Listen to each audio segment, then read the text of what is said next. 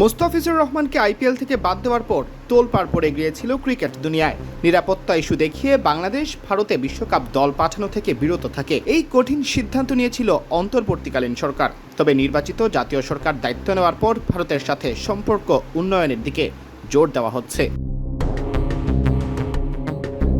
এরই ধারাবাহিকতায় ভারতের এক গণমাধ্যমে খবর, ক্রিকেটীয় সম্পর্ক উন্নয়নে বিসিসিআইকে চিঠি পাঠিয়েছে বিসিবি।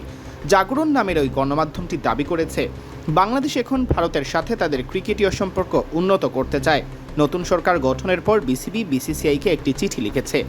ডক্টর মোহাম্মদ ইউনূসের অন্তর্বর্তীকালীন সরকারের আমলে ভারত ও বাংলাদেশের মধ্যে সম্পর্কের উল্লেখযোগ্যভাবে অবনতি ঘটেছিল, যা দুই দেশের ক্রিকেটীয় সম্পর্ককেও প্রভাবিত করেছিল।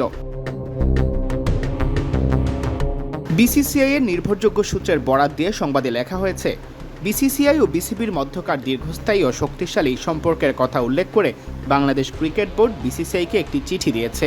ভারতীয় দলের বাংলাদেশ সফর নিয়েও একটি অনুরোধ করা হয়েছে।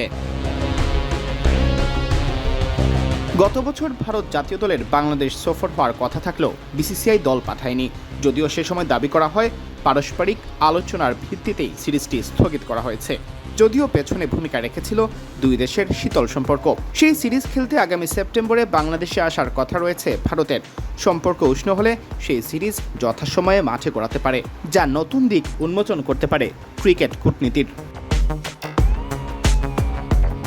এদিকে 2027 সালে এশিয়া কাপ হওয়ার কথা বাংলাদেশে। ভারতের সাথে মন কষাকষি অব্যাহত থাকলে এককভাবে এশিয়া কাপ আয়োজন করতে নাও পারে বাংলাদেশ। ভারতের ম্যাচ সেক্ষেত্রে দিতে হতে পারে নিরপেক্ষ ভেন্যুতে।